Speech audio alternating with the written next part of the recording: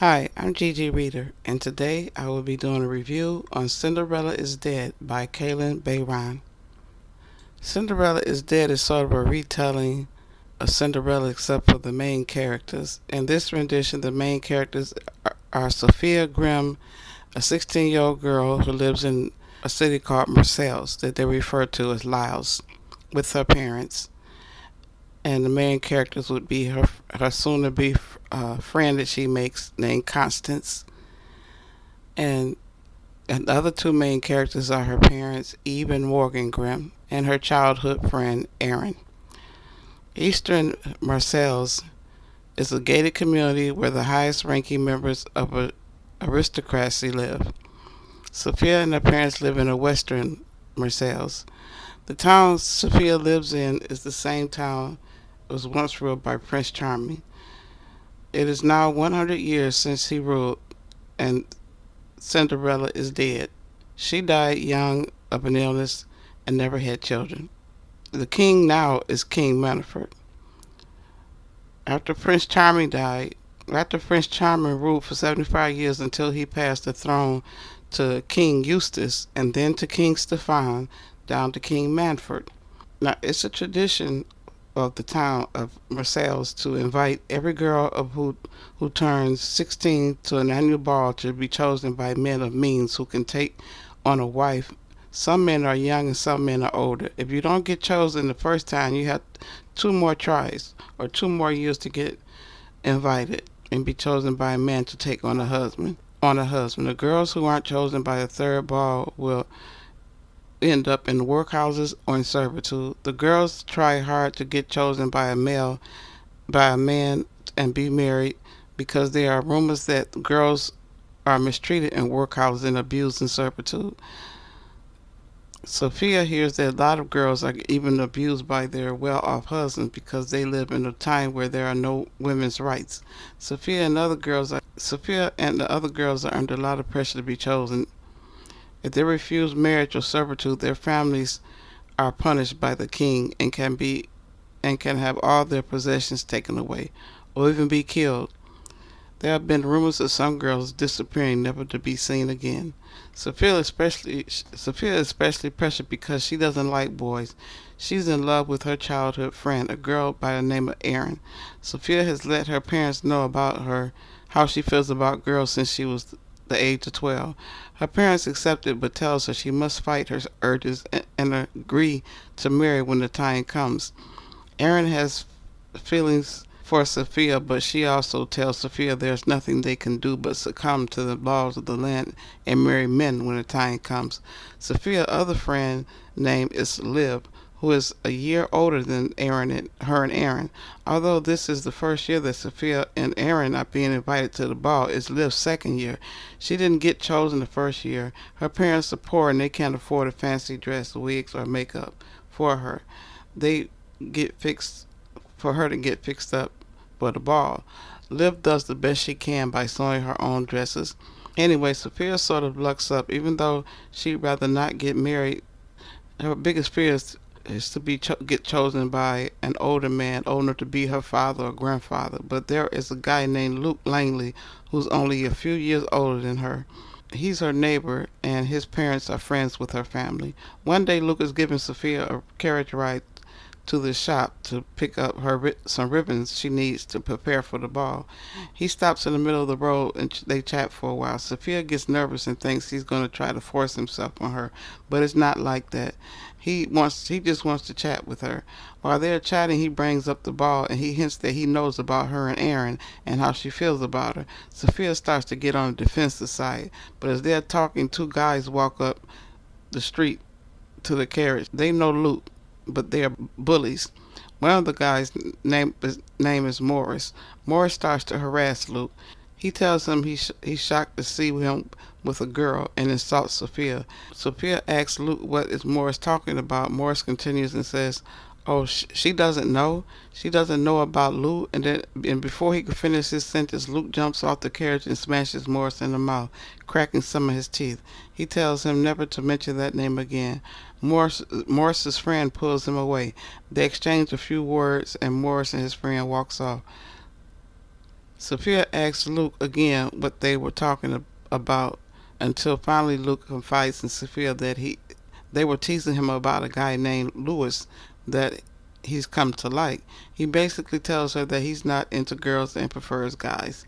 He said that Lewis's parents had sent him away to another town. Luke's parents wanted to send him away, but his sister convinced them that he'd grow out of it. Luke says he knows she has to attend the ball because she's a girl.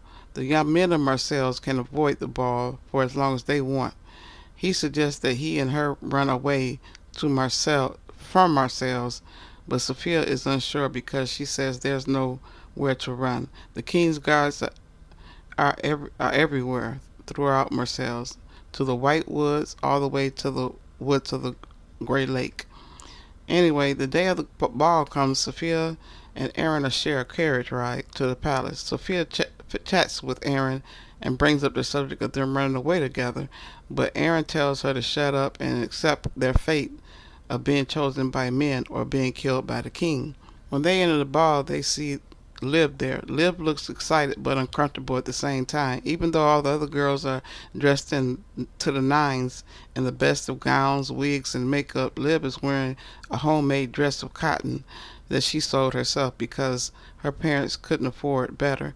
She's not wearing an expensive wig, or she's wearing her own hair. Sophia thinks she looks beautiful and tries to comfort her. Finally, King Manfred is announced and he enters the room. He takes a seat on his throne. He goes into a speech, then spots Liv in the crowd. He steps down and belittles Liv about her attire and appearance. He tells her she's not dressed well enough for the ball and has his guards take her away. Sophia and Aaron are upset and distraught about their friend. At another attempt, Sophia begs Aaron to run away. Aaron refuses and says she'll get them both killed just talking about it. She walks away from Sophia. Just then Luke walks up to Sophia. Sophia is shocked and surprised to see him there. Remember, young men can avoid the ball as long as they want, but the young girls have to attend. She's sort of relieved to see him. He tells her it would be a good idea for him to choose her for legal purposes and to appease their parents. He said after they married, they can think of a plan to run away, maybe take Aaron with them. Just then, as they are talking, another young guy by the name of Edward walks up to them. Edward is the older brother of Morris, the guy Luke punched in the mouth days before.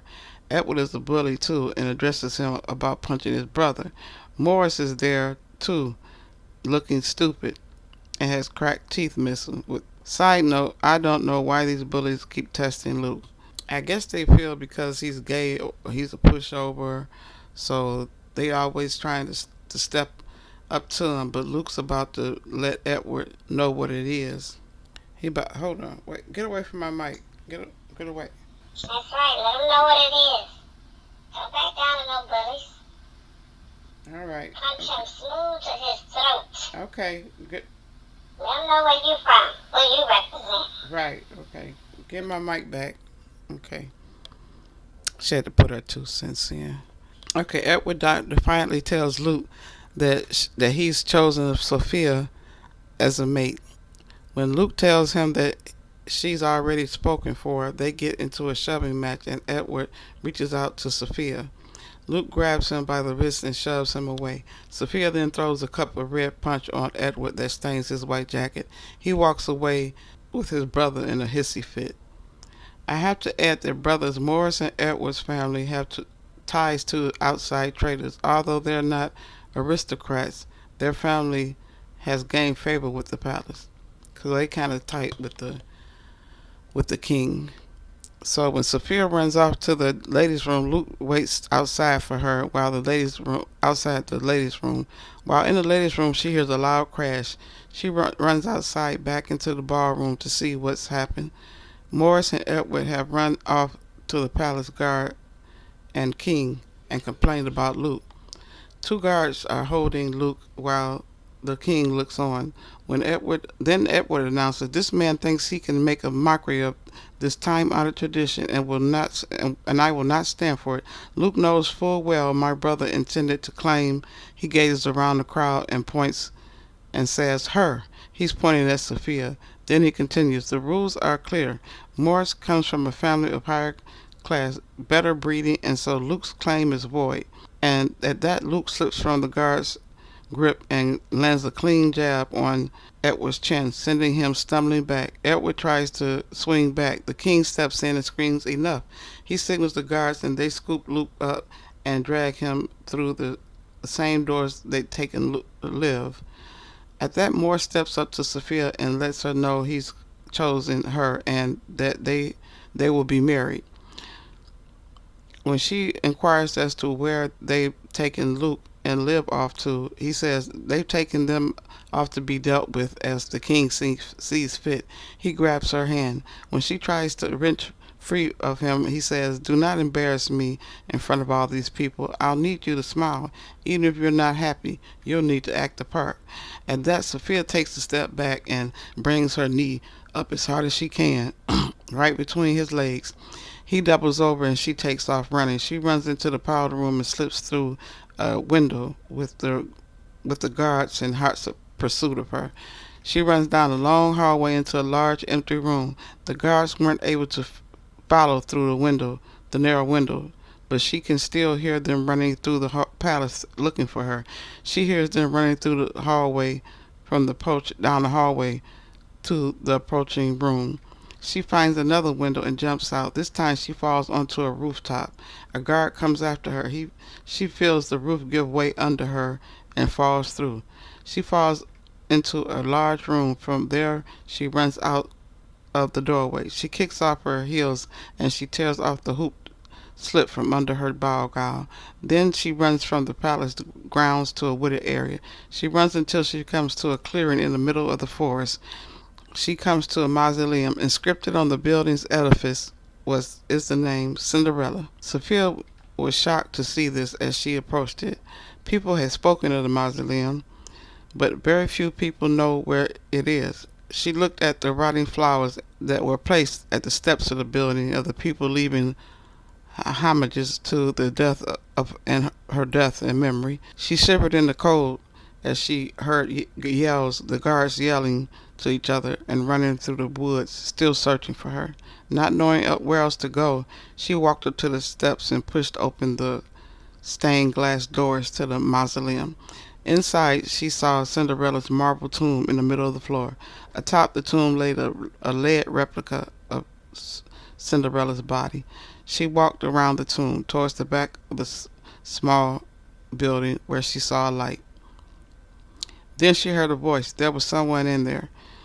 It was another girl about her age. They started a conversation. The girl asked her why isn't she at the ball looking for a suitor. Sophia asks the girl if she works for the king. She tells her no and that she's been hiding away from the king and his guards for a long time. She tells Sophia she'd choose death over serving the king. Sophia explains she's running away and don't know where else to go. The girl introduces herself as Constance. Constance tosses Sophia some clothes to wear, an outfit similar to hers, a pair of pants, some boots, and a tunic-style top. She gives Sophia the hooded cloak she's wearing. After Sophia tells her she doesn't know where to go after she leaves the mausoleum, she tells her to stay there till dawn and head west and meet her at the edge of the forest at a road. She says she'll be waiting for her at the fork in the road. The next morning at dawn, Sophia leaves but heads off toward her home, to her parents' home. She gets there and sees the king's guards leaving. She sneaks through the backyard and knocks on the back door. Her mother is elated to see her and is crying because she's been worried about her after she ran off from the ball. Sophia is hurt and crushed when her father tells her she has to leave the house and not return. The guards will be back looking for her, and if she stays, she'll not only be killed, but the entire family will be killed. Sophia is hurt and turns to leave as she hears her mother crying out for her. Her father holds her back and closes the door. After running from her parents' home, she runs back through the woods to find the area where she's to meet Constance, but she hears the palace guards. She ducks down behind some trees near a ditch. She just so happens to look down in the ditch and no longer has to guess what happened to her friend Liv. She looks down the ditch and sees Liv's dead body. Her body looks horrible. She only recognized her by the cotton dress she was wearing. Her hair has turned white, her mouth is open and is frozen in a scream, and her eyes are wide open. She watches as some palace guards pull up in a carriage. They pull the body out of the ditch with a rope and dump her body onto the carriage and carry her away. Sophia sits on the forest ground and cries for a few hours. She realizes that she has to move on. Sophia walks on towards to where she was supposed to meet Constance at the edge of the woods at the fork road. She meets her exactly where they agreed. From there, she walks Sophia to an old boarded up house at the end of the road. They go inside. Constance tells her the house is the original house where Cinderella lived with her family before she married Prince Charming. The house has been abandoned for years. She but she's been hiding out there. Inside, she has a fire and a fireplace. She offers Sophia food, bread, cheese, and wine. After Sophia is done eating, they sit on the floor in front of the fireplace as Constance tells her who she is. She explains that she is related to Cinderella's stepsister, Gabrielle. Gabrielle was her great grandmother. Sophia is shocked to learn that Constance is Cinderella's great, as she explains it, 6 times great niece. She's Cinderella's last living relative. Remember, Cinderella died young and didn't have any children. Surprisingly, Constance has the 411 and all the tea on Cinderella's entire family, not just her stepmother, but all the way back to Cinderella's real father and her real mother from before he married Cinderella's stepmother. So here we go. Constance tells Sophia that Cinderella's father was the highest ranking advisor and closest person to the old king before Prince Charming. It was kind of shady how Prince Charming came to rule over Marseilles. This is how it went down. To quote Constance, Prince Charming came to Marseilles in a time of drought and famine, so devastating it was like any other the people had ever seen before. They were desperate. The, and Charming told them he could save them if they would made him king. In the beginning, they refused, putting their trust in their king. Charming bided his time, and when things got worse, he offered his help again. This time, the people agreed and deposed of the old king, making Charming their ruler. The crops once again flourished, the rivers ran through drought-stricken lands, and there were rumblings of magic, of a curse somehow broken, but the people of Marseilles knelt at his feet. As soon as Charming had the people in the palm of his hand, things began to change. Cinderella's parents spoke openly of how the laws Charming was implementing were unfair and dangerous, while Cinderella's father tried to rally political support to overthrow Charming. Her mother tried to rally local people to get them to organize and protest. When Charming got the word of their efforts, he sent his guards to arrest her. She would not go quietly, and they executed her in her own driveway. So it seems Charming was straight up gangster by the way he ruled.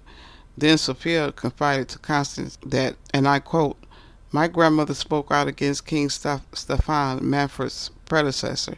She was taken and arrested and executed." Constance looked at her and said, "Then you can understand all of this." Constance continued on about Cinderella's father, saying Cinderella's father remarried, and his new wife, Lady Davis, Cinderella's stepmother, was just as disgusted with Charming as Cinderella's mother had been. Lady Davis was Cinderella's stepmother, but she thought the best way to fight Prince Charming would be to train, to learn, to fight, to carefully plan his downfall. She passed messages to others who were willing to fight. She organized a sort of underground network resistance. Sophia replied in shock, "I've never heard anyone speak of Lady Davis as a good person. I thought she was the villain of the story." Constance continued, shaking her head. She vowed to keep her girls safe no matter the cost, but I don't think she had any idea what the cost would be.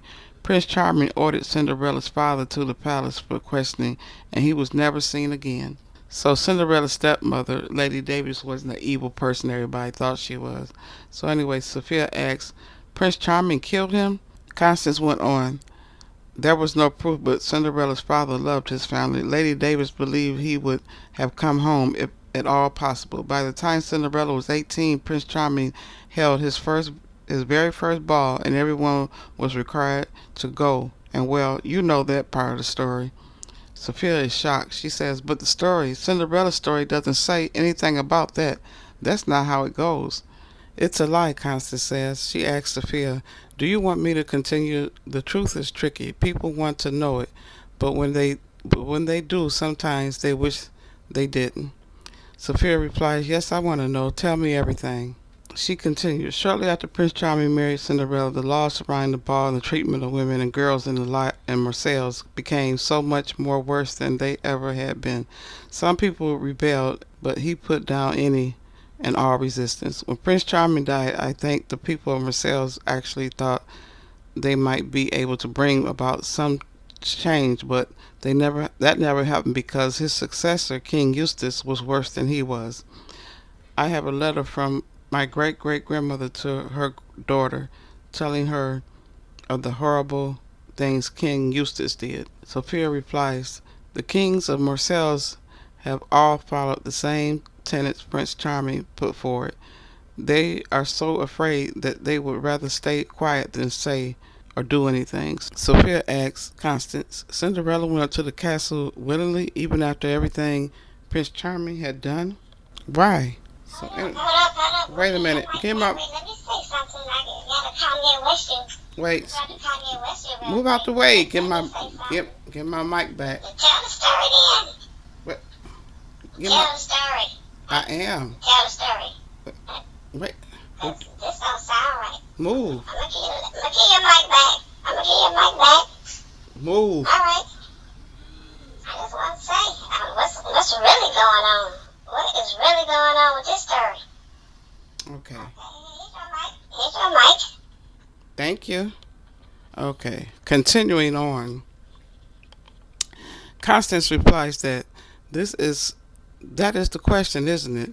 It's something that haunted my family through every generation between Gabrielle and me. They couldn't understand it, and neither do I. You trapeze up to the castle to see the man who destroyed your family. Who does that? Sophia says, what does your family think? Constance replies, my mother suspected the fairy godmother may have had something to do with it. So damn, not only was Prince Charming a crooked, no good bastard of a ruler, but we find out the fairy godmother was shady. They both go on. Sophia says, but the fairy godmother was Cinderella's friend. She helped her. Constance reports, you have to set the story you know aside, Sophia. She continued to tell Sophia about what Prince Charming did to her family. The prince shackled them to a wooden stake just beyond the towers. Lady Davis, Cinderella's stepmother, and Gabrielle and her younger sisters, and left them to die. Gabrielle was able to free herself and the others after 3 days. They were starving, half frozen, but they escaped. Prince Charming said they were exiled to save face. I imagine he was furious that they got away. Sophia asked, where'd they go? Out in the country, past the white wood.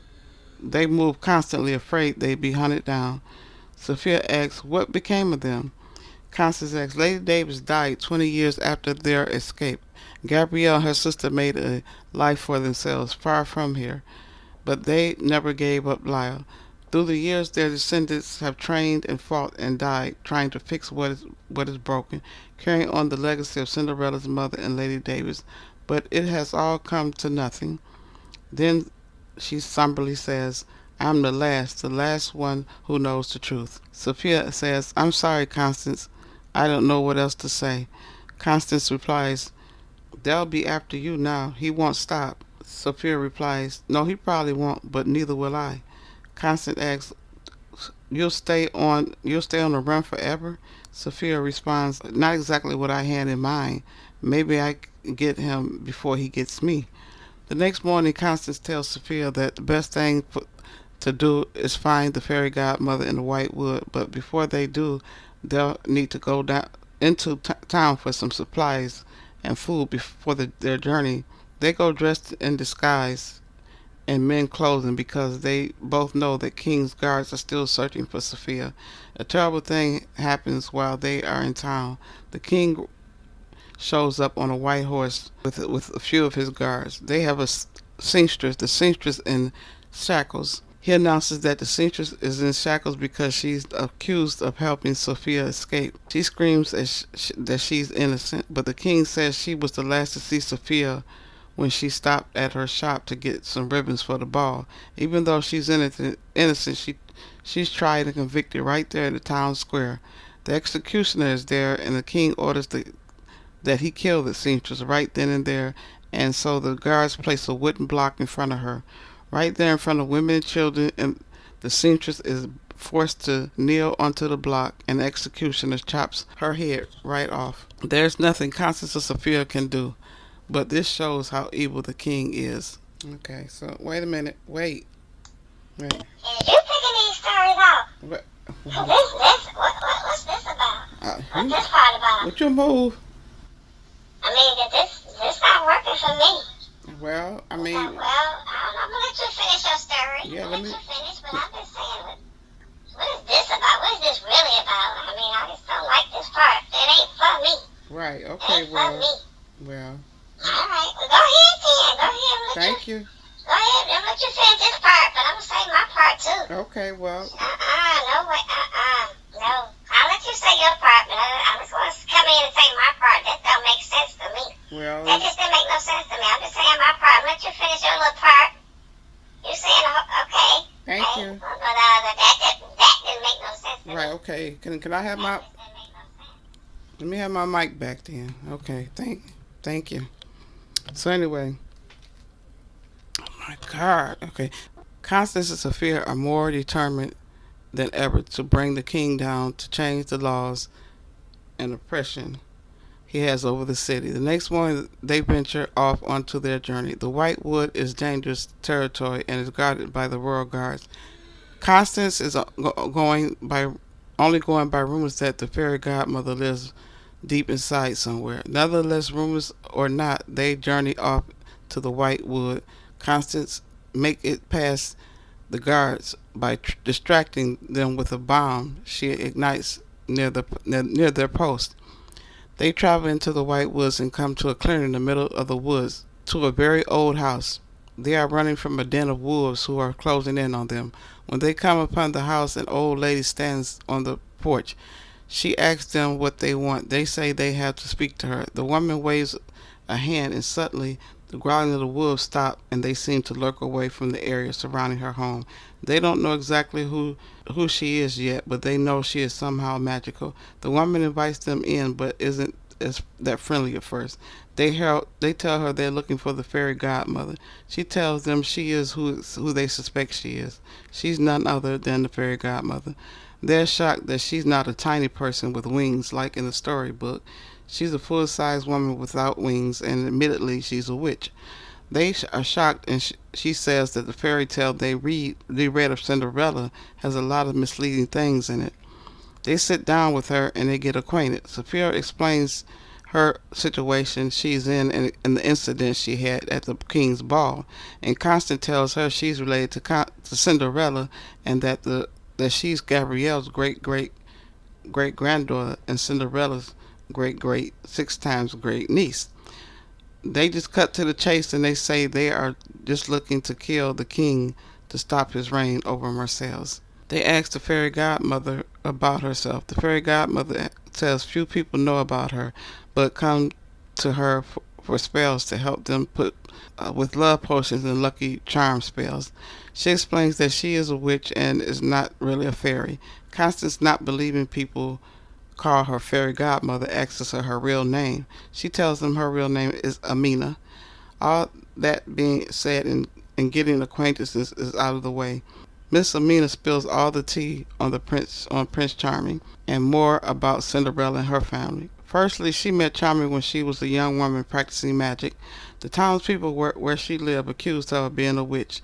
Charming at the time saved her and stopped the people from burning her at the stake. After that, knowing that she had magical powers, he asked her for a favor. So, as a favor to Charming, she cursed the town with a drought. Remember, Prince Charming came to rule over Marseilles when it was in a severe drought and the crops dried up. He promised to solve all their problems if they put him on a throne. As soon as they put him on a throne, Amina lifted the curse, and the rivers flowed, and the crops thrived again. The second thing she told about Charming was even more shocking. She said King Manfred and Prince Charming were one and the same person. That's right. Remember, there were three kings after Charming: King Eustace, King Stefan, and presently King Manfred. She says that they are the same person, Charming, even though it's thought that Charming went off and died after 75 years of ruling over Marseilles. There's always another ruler that is sent from the Forbidden Lands. Each time it was Prince Charming, going off and renewing himself.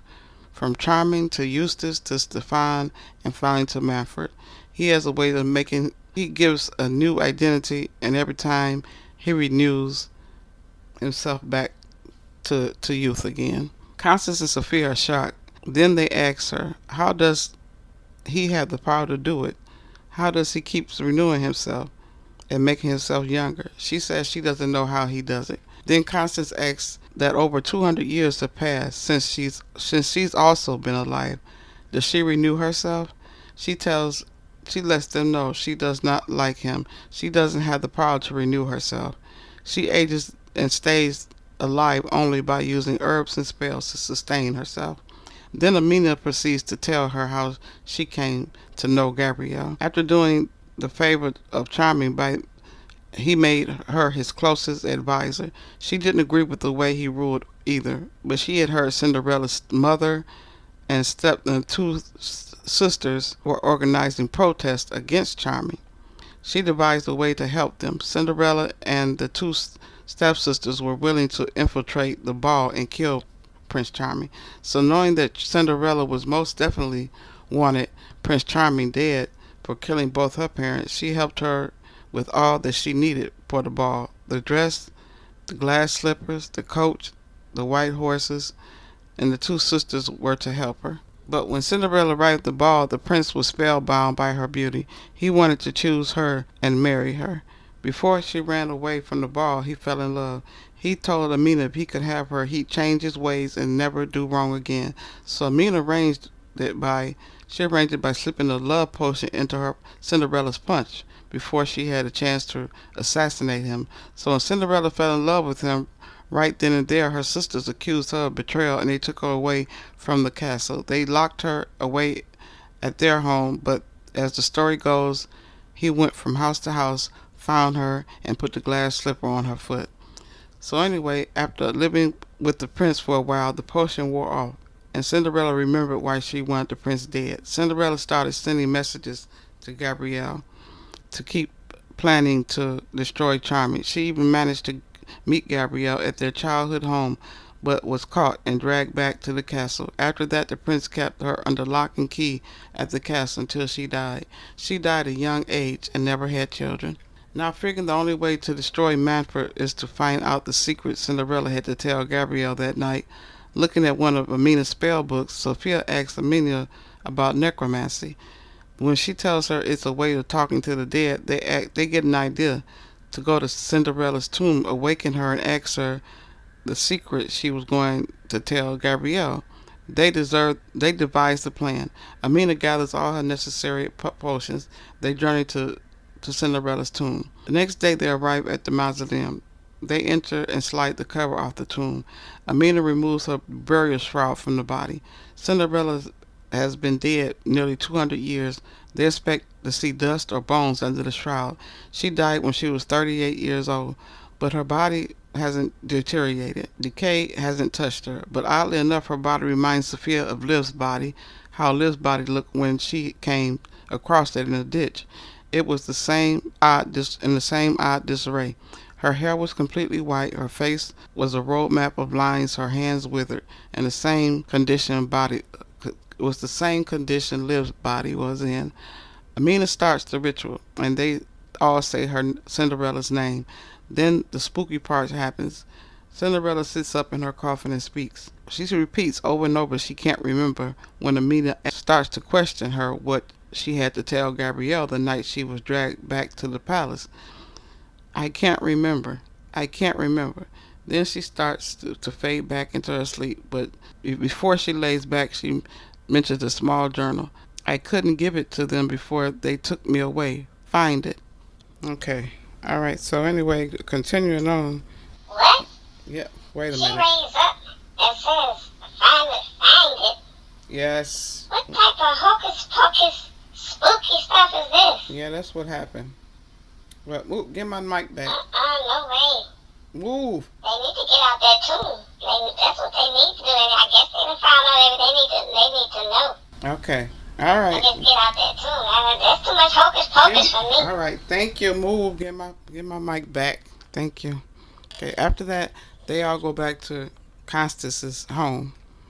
They stay and plan their next move. The next move is for them to infiltrate a second cotillion ball King Manfred is planning in a few days. So the night of the ball, Amina, like she did with Cinderella, conjures Sophia up a beautiful dress with shoes and hair bows and decorative pins. Also, two black stags and a shimmering black carriage. Amina has also stolen an invitation from a mail carrier to the ball to give to Sophia. Amina then conjures a spell disguising herself as a coachman. She'll drive the coach to the ball, while Constance will sneak in later through another way. When Sophia gets to the ball, she is lined up with the rest of the girls. Manfred spots her right away. He doesn't alert the guards, but quietly walks up to her and asks her for a dance. Even though everyone is curious and stares to see who the king is dancing with anger in his eyes, he whispers to Sophia, "You're very beautiful. What's your name?" Sophia replies, "You already know the answer." He responds, "Clever girl. I didn't think you would return. I thought I would have to hunt you to the ends of the earth. You are either very brave or very stupid. Tell me which is it?" Sophia says, "I'm here to so no one else has to suffer what I did. I left the ball. You can take that up with me. Leave everyone else out of it." Then she adds, "I know what you are." He stops as the music carries on and the couples around them continue their dance.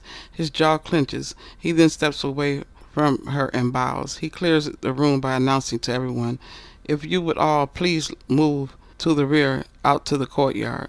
People slowly move towards the door. He's irritated. They're not moving fast enough, and he yells, "Hurry!" People trip over themselves and rush out the doors to the courtyard. Now, for some reason, this young guy, a tall, handsome, dumb young guy, walks up to Sophia and asks, "Will you be joining us outside? Your dress is lovely. Can I get you something to drink?" So Manfred throws a signal to a guard who promptly sweeps in and conks the guy on top of the head with the hilt of his sword, knocking this boy smooth out. This fool collapses in a heap. Manfred shouts, "Get him out of here." They drag him away. Crazy. Hold on, move. Okay. So he thought he was Joe Smooth. He's gonna walk up to a woman the king was talking to and, Yeah. and throw his little game on her, huh? Yeah, I guess. He thought he was smooth, and he ended up getting knocked smooth out. Right. Okay. Get my mic. Mm. Get my mic back. He's like a damn fool. Yeah. Move. Okay, but he should have known better than that. Yeah. Alright. Okay. Thank you. So they're cutting to the chase. Quickly, Manfred snatches Sophia to another room where they are alone. He continues to threaten her while she continues to reveal to him that she knows about him, who he is and what he does to stay alive for nearly 200 years. She tells him she knows what he did to her friend Liv and all the other missing girls. She lets him know she knows the story of what really happened to Cinderella and what he did to her. She calls him pathetic. He hisses at her between his clenched teeth. I'm going to hold you as a shining example of how no one should ever think they can disobey me without consequence. Your name will be scrawled in the history books as the girl who tried to defy me and was destroyed." He lunges at her. Sophia reaches into the folds of her dress and pulls out a dagger. In one quick move, she plunges the dagger into his neck and twists the blade. She smiles and thinks finally, "I've done it. I've ended him." King Manfred doesn't move. He does not bleed. Shockingly, he grabs his neck and laughs. There's a gaping hole in his neck. He looks at her and says, "That was your plan?" He then calls for the guards and says, "Take her away." Okay, get away. Move. Get away from my mic. Excuse me. She did what now? Wait.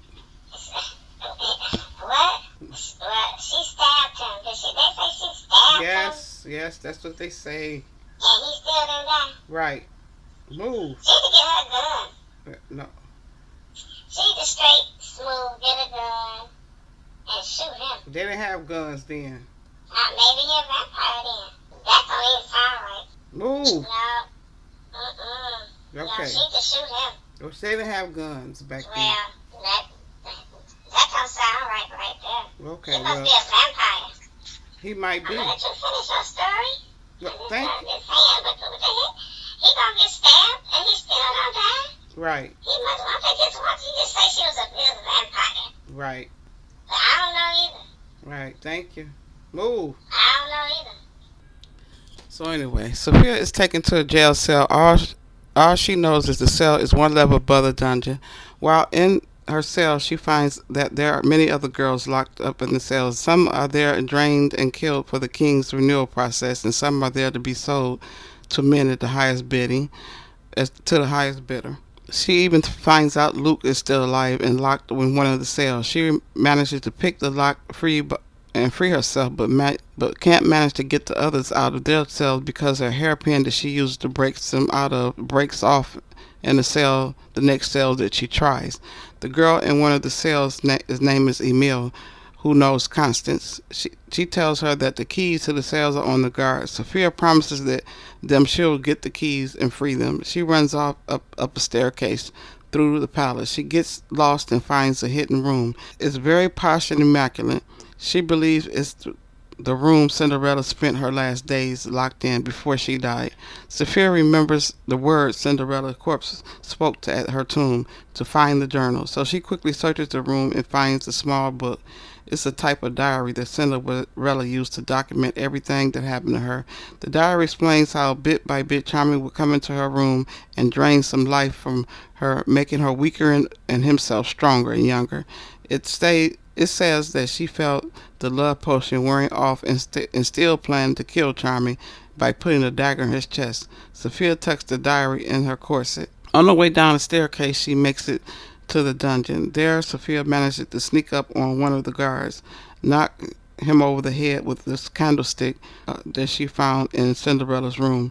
She sets all the prisoners free in the dungeon. They all run out to the courtyard where the cotillion guests are, but she still has to free the other girls on the level where she was locked up at. Sophia then runs back inside, back up to the staircase that leads to the upper level of the cells where she was locked up at, where Emil and the others were. Once inside, she gets lost and runs into a room where she's cornered again by Manfred. So they're alone again. She tells him once again he'll pay for what he did. He grabs her and tells her he'll do the same to her. As she wrestles to get out of his clutches, Constance shows up. She yells for him to take his hands off Sophia. He stops and is shocked to see Constance and tosses Sophia across the room. Not long after, Amina shows up in the room.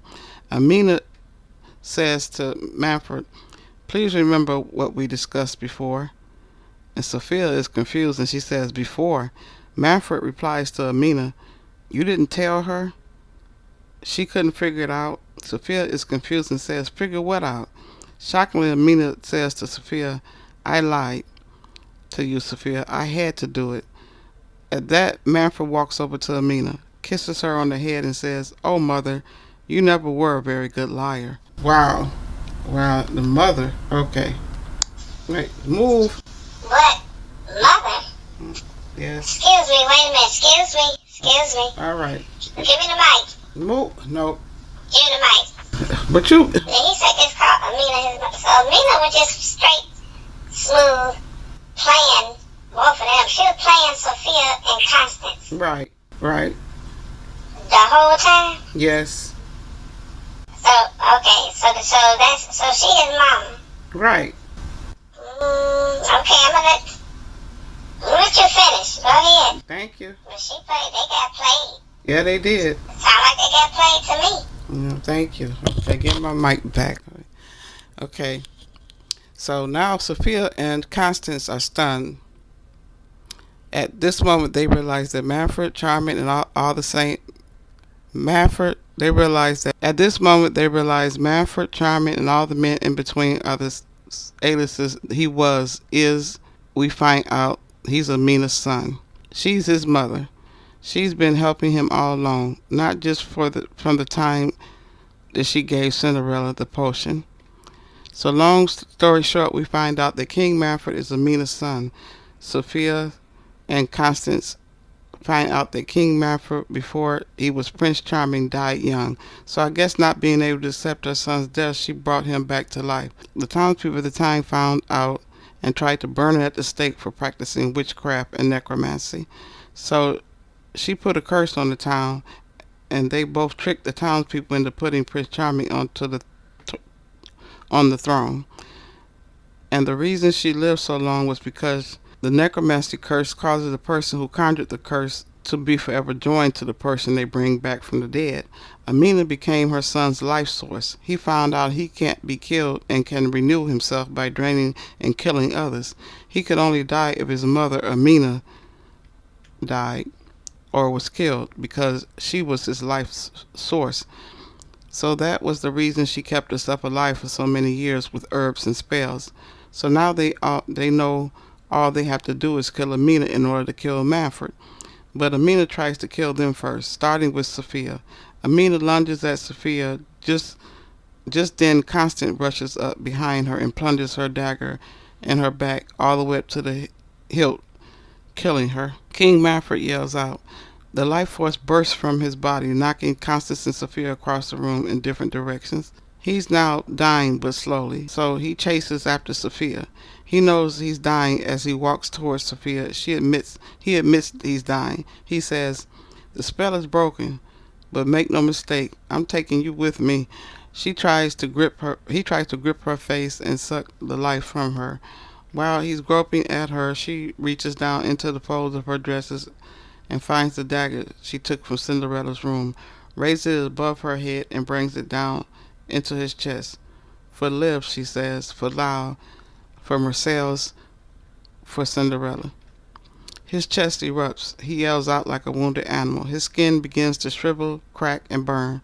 He basically melts into a heap of human ash. Embers and flames rises up from the ash. Sophia takes a lit torch from the wall and plunges it into the pile of dust. The flames light onto the wooden beams in the hallway and set them afire. Embers find the piles of straw in the cells, and they set them afire. She remembers the girls in the cells above the dungeon, and a rush of panic washes over her. She rushes up the stairs to the next level. She pulls the keys from her pocket and opens the cell. Smoke is everywhere. She runs to the back of the cell. She pulls a girl out who's crouching in the corner. She gets out. The girl asks, "Where's the king?" "He's dead." The girl is astonished. You've done it. And all the prisoners are released from their cells, and they race out to the courtyard where the other prisoners are. The guests from the cotillion ball are still gathered there too. "Where's the king?" someone shouts.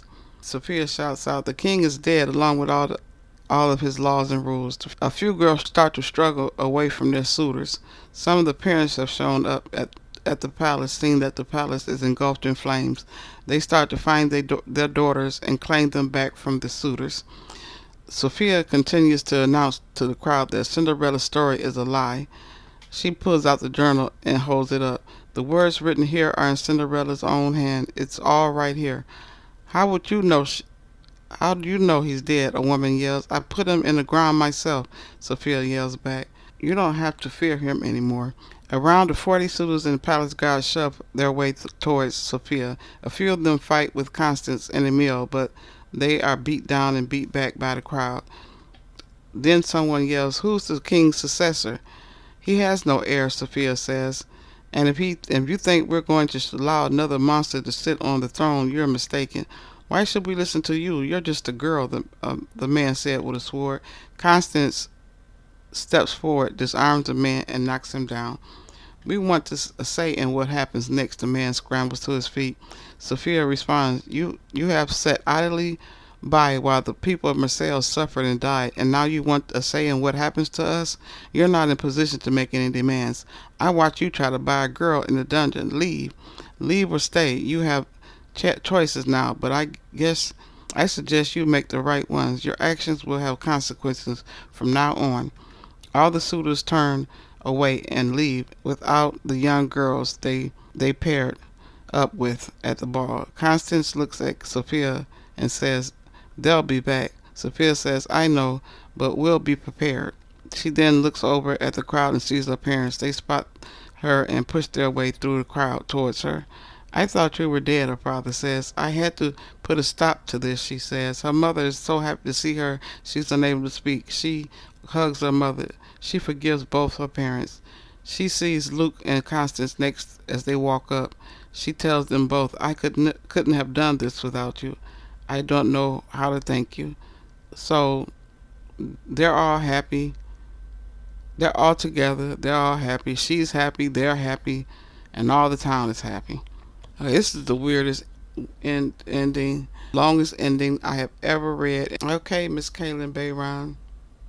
Somebody find her picture. Just get her picture seriously and put her picture up. Wait a minute, I'm looking, hold on, I'm trying to find it. Wait, I'm looking for it. I'll find a picture. Hold on, I'm gonna get her picture. Get it, okay. I think it's, hold on, give me a minute. All right. Give me a minute. All right, thank you. Thank you. And it wasn't a clean ending. She describes on page 379, chapter 37, and I quote, "The crowd having only 40 deep, at least, quote, 40 deep, at least half dozen palace guards, and many suitors from the ball and among their ranks." Okay, so the king of an entire town, and he only has a half a dozen guards. They could have overthrown his punk ass years ago if only half a dozen guards. If you had only half a dozen guards, where's the rest of his security if the palace is on fire? He's dead. The ball is crashed by two girls, and a half a dozen guards show up. Okay, and the suitors ran off. So that was easy. Were the suitors part of his security team? If they were, the security were easy to run off. All the fathers in the town who had daughters could have gotten together years ago and overthrown Manfred, way back when his punk ass was Prince Charming. Okay, there she is. There's her picture. She wrote a messy ending, but I'd buy if she writes a sequel to this. I still like the story. It was a messy ending, but I would buy the sequel if she writes a sequel to this. I would buy it and read it. So anywho, all that being said, in the very last chapter, we learned that Constance, being the only kin of Cinderella, the rightful heir to the throne, Constance ended up presiding over Marseilles, and is head of a council made up of 6 individuals handpicked by her. They care only for the safety and well-being of Marseilles' people. It goes on to say that Constance and the council immediately abolished every single law Manfred had set forth and put in place new rules that showed the people of Marseilles access the same privileges once only afforded to men. The transition was fast, and of course some rebelled. The faction of angry townspeople who confronted them the night of the cotillion ball came back and burned down several houses in an attempt to seize power, but they were captured and drove off past the borders to the forbidden lands.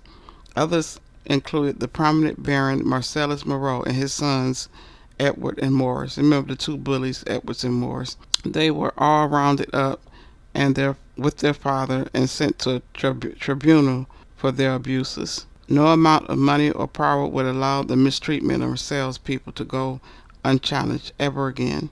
I'll give this book 4 out of 5 stars because of the ending, and I would buy a sequel. So my next review will be on The Yellow Brick War by Danielle Page. Thank you for listening. Please like and subscribe. Okay, till next time, y'all. Peace out.